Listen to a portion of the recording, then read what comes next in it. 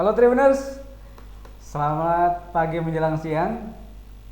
Selamat berjumpa kembali dengan kami di acara Ngobrol Persib Bandung. Saya Tarsi. Dan saya Opik. Ya, hari ini kita kedatangan tamu, mantan pemain dan kapten Persib. Profilnya secara singkat, one man one club sebutannya. Cuma pernah bela Persib, pernah juara, juga pernah hampir degradasi juga ya Kang ya?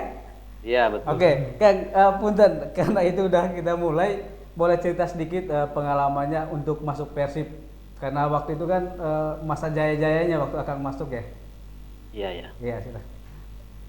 Ya alhamdulillah ya. Terima kasih atas waktunya. Saya bisa bergabung dengan ngobrol Persib bersama Oh ya, teman punten jaman. dengan Kang Dadang Dayat ya, maaf belum Iya. disebutkan tadi. Iya, saya Dang Hidayat.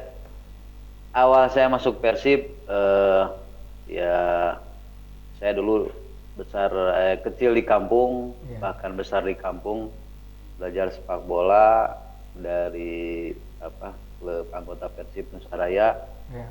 Dari situ saya belajar main bola, terus masuk pindah klub ke PS Pikiran Rakyat. Ya. Dari situ saya kepantau ke Persib 21, terus lanjut ke seleksi ke senior, Ya. dan alhamdulillah tahun 94 saya masuk senior di liga pertama, Ya. dan alhamdulillah di situ persaingannya sangat super ketat. Iya, jangankan untuk bisa bermain, untuk bisa pakai kostum aja sangat sulit, karena semua orang juga tahu bahwa pada zaman itu hampir semua lini pemain bintang, Yeah. bintangnya bintang lokal, bukan Yeah. bukan pemain asing. Tapi seiring berjalannya waktu, alhamdulillah saya dapat kesempatan bisa bermain, dan ya itulah awal mula saya dari awal sampai bisa masuk Persib. Debut di tim senior itu di tahun yang sama atau gimana kan? Debut di senior pertama main itu di mana ya? Di Jogja waktu itu. Di Iya. Jogja Liga 3 kayaknya. Liga 4. Oh. Iya. Kang, siapa sih sosok yang menginspirasi? Ya udahlah main bola, apa di keluarga juga ada yang pemain bola gitu kan? Ya, kebetulan saya di keluarga saya keluarga ada 10, 5 laki-laki, 5 perempuan. 5-limanya yang laki-laki main bola semua, tapi main bola di kampung, dan saya juga dulu di kampung dulu main bola.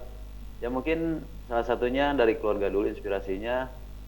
Ya kalau dari tim Persib sendiri, saya terinspirasi sama Kang Robi Darwis gitu ya. Oh ya. Gitu. Kebetulan Kang Robi keluarganya dekat di sini gitu, di kampung saya. Iya. Dan saya suka lihat, dan saya mungkin terinspirasi dari situ juga. Oh ya. Kang punten, kalau yang saya baca-baca ini waktu Iya. masuknya 94, tetapi baru benar-benar jadi starter itu tahun 99 setelah Kang Robi Darwis pergi kan. Iya, Nah, betul. apa yang membuat Akang begitu yakin harus menunggu 6 tahun gitu untuk bisa menjadi pemain Persib?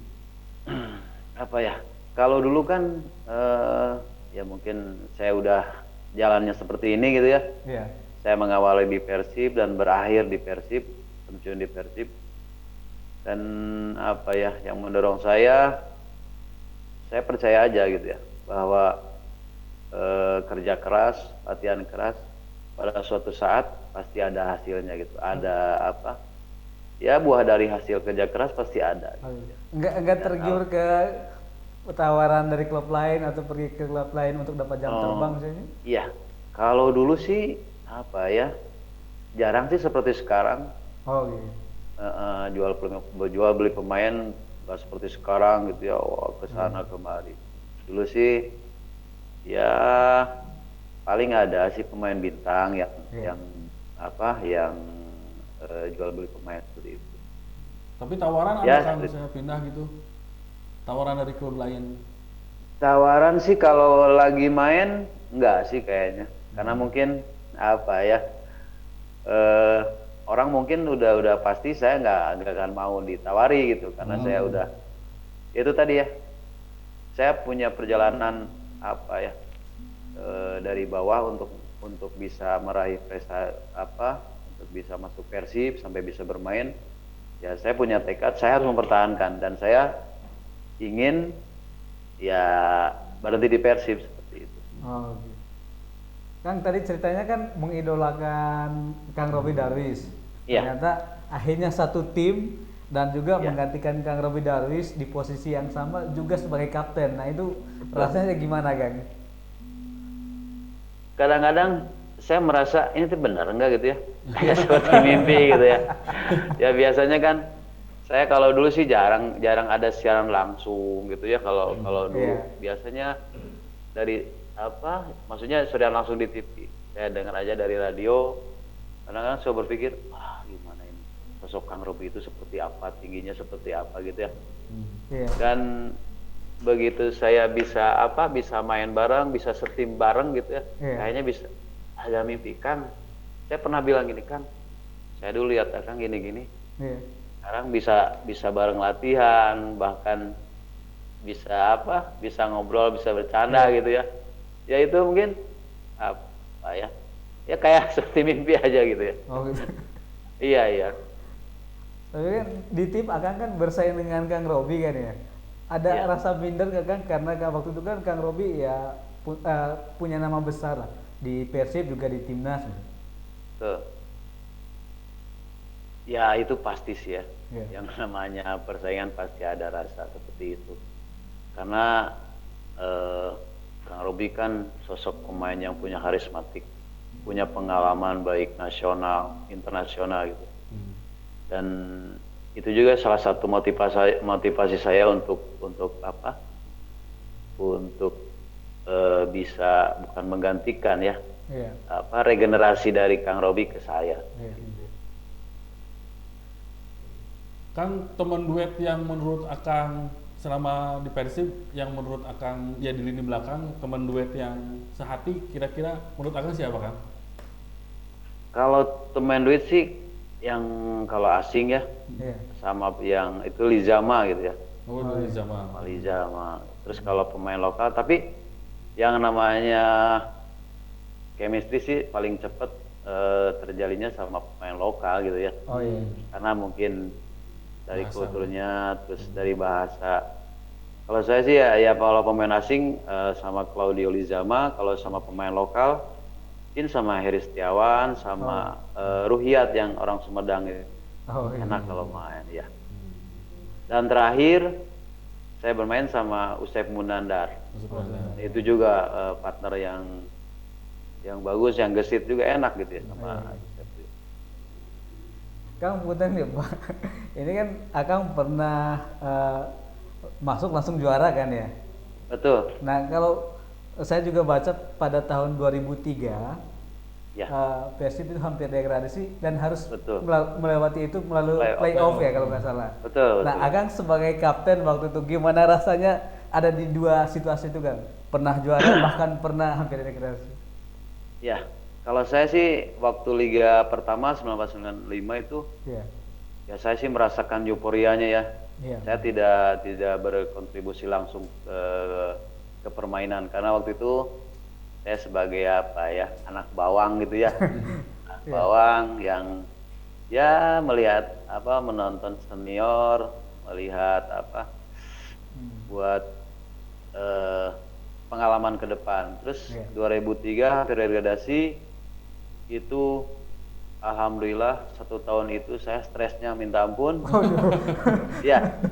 Karena di awal musim sampai akhir musim Persib di bawah terus. Iya. Gak naik-naik klasmen. Iya. Bahkan ada wartawan nanya, Kang gimana sih peluangnya? Ya hitung aja, kalau kita menang terus kita kan lolos. Ya itu aja simpelnya. Oh gitu. Iya gitu ya. Itu pas 2003 teh pelatih awalnya yang dari Polandia itu ya Kang ya? Nah itu ya itu.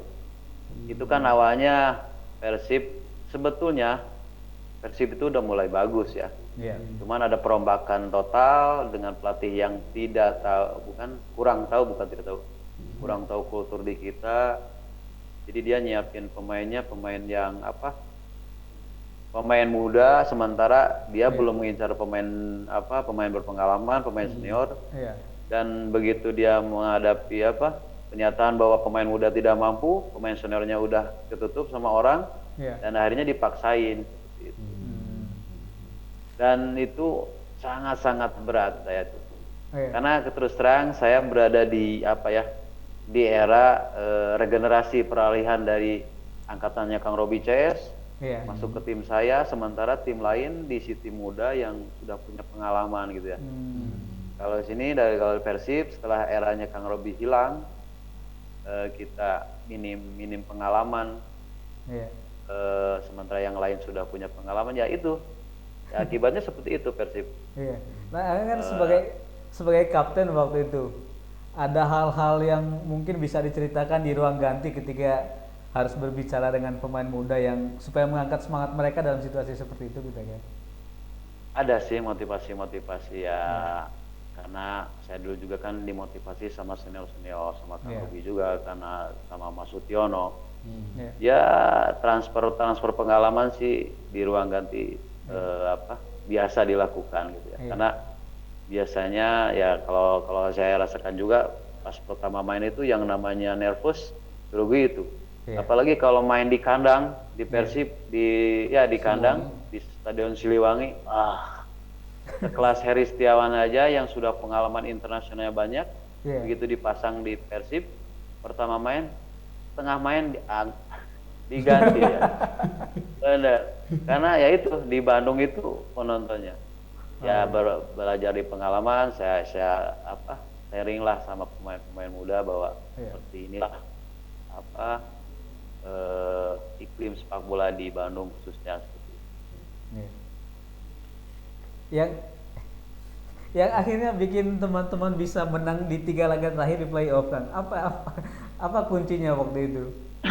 Ya, Sehingga lolos. dari situ kan, di situ kan peralihan antara pelatih Polandia, pemain Polandia sama pelatih Chile dengan pemain-pemain Chile. Dan yang menurut saya sih yang paling berperan selain kekompakan, kebersamaan pemain untuk bisa lepas dari degradasi dan bisa lolos playoff adalah peran seorang pelatih Mr. Paes gitu ya. Dia memanage tim gimana caranya supaya tidak stres menjelang playoff, supaya tidak stres, terus supaya pemain lepas itu. Alhamdulillah dia bisa memanagenya. Dan yang paling utama yaitu motivasi pemain antara pemain asing sama pemain lokalnya. Alhamdulillah bisa keluar dari 3 pertandingan itu, 4 pertandingan, 3 pertandingan. Alhamdulillah Persib juara playoff gitu. 2 kali juara berarti Kang ya? Iya, juara playoff, dan itulah perjalanan saya 1 tahun di liga itu. Iya. Pas pertandingan terakhir playoff baru saya bebannya lepas gitu ya. Beban lepas gitu. Tidak lepas dari tidak degradasi. Begitu. Kang, Ya. Kang, kalau pemain yang paling dekat dengan Akang waktu itu siapa, Kang? Waktu selama bermain gitu. Selama bermain saya hampir semua itu ya yang namanya tim ya pasti dekat. Tapi kalau dibilang paling yang sering jalan gitu, tiap pemain punya sobat kalau bahasa Sunda ya. Iya. Saya biasanya gabung sama Yaris, Cecep, oh iya. Dayat gitu. Jadi kemana-mana kalau tur, kalau di kandang ya itulah. Oh. Yaris, Cecep, Dayat. Bahkan dulu disebutnya kalau bahasa Cilinya El Grupo. Itu apa? Kalau hati Cili bilang El Grupo. Ini grupnya ini aja terus jalan. Oh. Jalan ini aja terus gitu ya. Tapi itu kalau menurut saya itu salah satu membangun chemistry antara pemain gitu ya. Iya. Supaya nanti di dalam lapangan terjalin bagus ya, seperti itu gitu ya. Di luar juga harus harmonis, harus ya enak lah nanti antara di luar sama di lapangan. Bapak itu sengaja, Kang, soalnya Kang Cecep kiper, Kang Dadang back, Kang Yaris di tengah, Kang Asep Dayat Dekat. striker. Ya itu ya. Biar Ya nyambung kebetulan posisinya seperti itu. Jadi kan chemistry nyambung Iya. dari kiper ke belakang, ke tengah, ke depan. Iya. Gitu kan. Ya. Oke. Dan saya juga berkaca dari pemain-pemain senior angkatannya Kang Robi gitu ya. Iya. Dulu kedekatannya wah enak gitu. Habis latihan, terutama latihan pagi. Iya. Kadang untuk melepas lelah sambil buka sepatu di mes sambil ngobrol membahas latihan ketawa-ketawa ya itu enak lah, enak kekeluargaannya gitu, dan itu menjadi bahan buat saya untuk oh ya harus seperti ini untuk bisa membangun chemistry yang bagus antara satu pemain dengan pemain lain. Iya. Kang pensiun tahun 2005 kan Kang ya? Betul. Umur 33 33. dan katanya ditawari juga oleh klub lain tapi nggak mau ngambil. Nah, pertanyaan kenapa memutuskan pensiun dan kenapa nggak terima tim-tim itu? Kebetulan saya 2005 habis waktu itu ada beberapa tim menawari saya, bahkan ada satu yang udah deal harganya, Ya. tapi saya tidak ambil dan saya komunikasi sama keluarga. Saya udah ambil keputusan bahwa saya awal di Persib, meniti karir di Persib dan berakhir di Persib pensiun. Tapi bukan tujuan saya ingin menjadi sesuatu di Persib karena saya disebut kalau sekarang itu one man one club, sebetulnya nggak ke situ sih, nggak ke situ kepikiran. Dan itu kan orang menilainya seperti itu. Tapi pas waktu pertama saya mutusin 2005 pensiun, nggak kepikiran ke situ, bahwa cuman dalam hati saya, saya berawal di Persib dan berakhir di Persib. Ya. Kang mungkin ini sekarang loncat ke Persib saat ini gitu kan. 9 hari lagi Persib udah bertanding lagi di Liga 1. Lawan pertama berat juga nih, Madura United udah lama Madura ya. nggak bisa menang di sana gitu. Jangan kok menang seri aja susah di sana. Selalu dikasih penalti lagi tim tamu, tim tuan rumahnya gitu. Ya, Akan biasa gimana nih Kang biasa. buat pertandingan lawan Madura nanti? Ya, kalau saya melihat ke belakang sebelum ada pandemi ya, Persib memulai pertandingan dengan tren positif bagus gitu ya. Udah mulai ngegas lah kalau saya sekarang. Dan sekarang ada vakum lumayan lama, liburnya lama dan Persib mulai berlatih beberapa minggu ke belakang. Kebetulan pertandingan pertama lawan Madura tidak menutup kemungkinan, semua peluang ada. Karena apa? Karena semua tim mulai lagi dari awal, mulai lagi meraba-raba. Karena yang pertama bagus, tapi kesininya kan semua meraba-raba. Anggap di awal liga lagi, karena biasanya tim kalau udah jeda itu udah istirahat ya biasanya bukan sentuhan, sebutnya ya, tensi mainnya agak mulai meraba-raba lagi. Kalau saya pikir sih dengan kondisi sekarang ya kemungkinan itu pasti ada sih, kemungkinan buat Persib. Kalau berkaca lawan Madura United susah, ya itu mah kan statistik aja gitu ya. Karena yang terjadi di lapangan itu bisa berbeda jauh. Gitu. Oh gitu. Ini kan kondisinya kan agak sedikit beda kan. Persib secara tim masih utuh pemain-pemainnya. Kalau Madura beberapa sudah pergi, termasuk Greg. Nah itu akan punya pengaruh nggak di pertandingan nanti? Ya saya yakin itu ada pengaruh ya. Pengaruh buat psikis si Maduranya karena beberapa pemain yang nggak ada, dan motivasi Persib juga bisa berpengaruh juga karena mungkin dia ada agak disebut keropos sedikit bisa juga gitu ya. Dan ya disinilah Persib harus bisa memanfaatkan peluang dengan ketidakhadirannya beberapa pemain Madura. Bahkan bisa dikatakan dia kan pemain bintangnya, pemain kuncinya gitu. Kang kalau ngelihat Persib sekarang mungkin sudah beberapa kali uji coba juga. Apa sudah mendekati level yang sebelum liga dihentikan nggak Kang? Atau kurangnya masih banyak? Kalau lihat skor ya, kalau lihat skor apalagi dengan tim yang di bawah, ya berarti pemain depannya sudah bukan sudah ya, Iya. finishingnya bagus gitu ya. Iya. Tapi yang namanya uji coba bisa menjadi ukuran atau tidak gitu ya. Oh iya. Dan itu emang sih berpengaruh sedikit banyak untuk pertandingan sesungguhnya ya.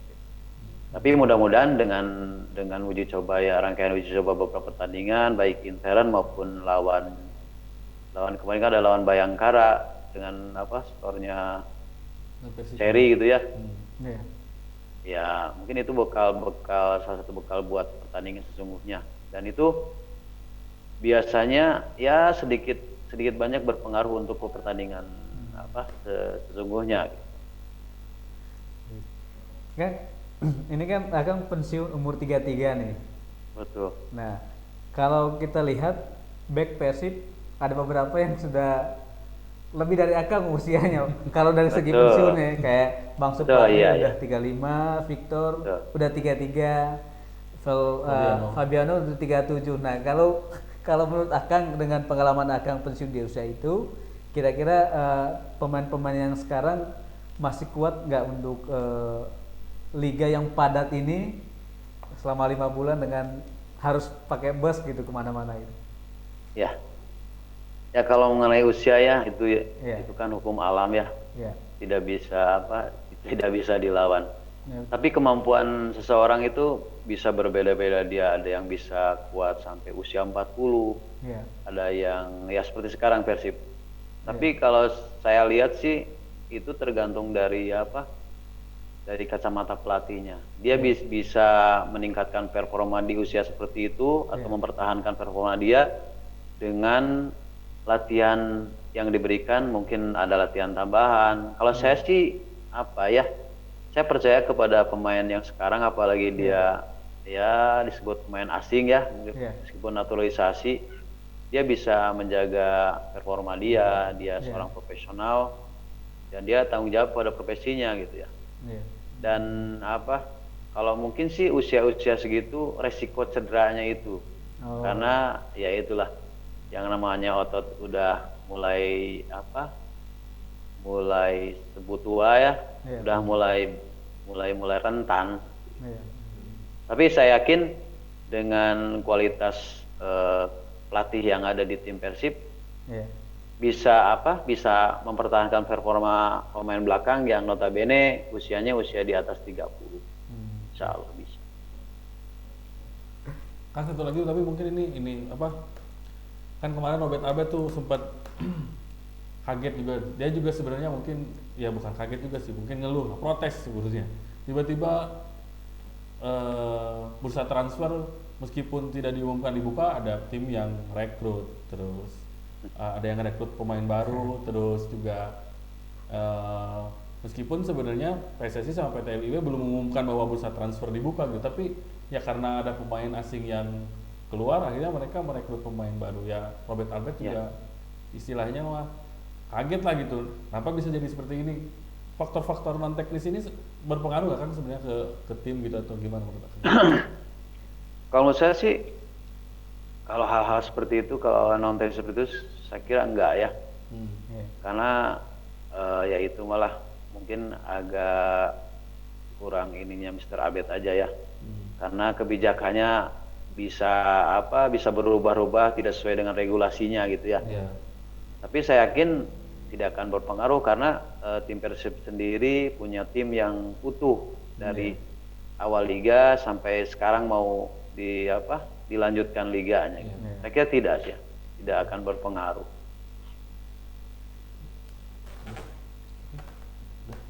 Kan saya pikir mungkin untuk saat ini kita akhiri. Terima kasih banyak yang sudah gabung, sudah meluangkan waktu. Semoga pengalaman Akang juga yang mungkin beda-beda profesi tapi semangatnya sama, tetap kerja keras dan berusaha semaksimal mungkin. Betul ya. Terima kasih banyak sudah bergabung ya Tribuners. Itulah perbincangan singkat kami dengan Kang Dadang Hidayat, pemain yang bertahan di Persib selama karirnya, berusaha bersaing dengan pemain bintang, itu juga akan jadi motivasi bagi kita untuk mau bersaing di situasi apapun. Sekian hari ini, sampai jumpa di acara ngobrol berikutnya, Ngobrol Persib Bandung.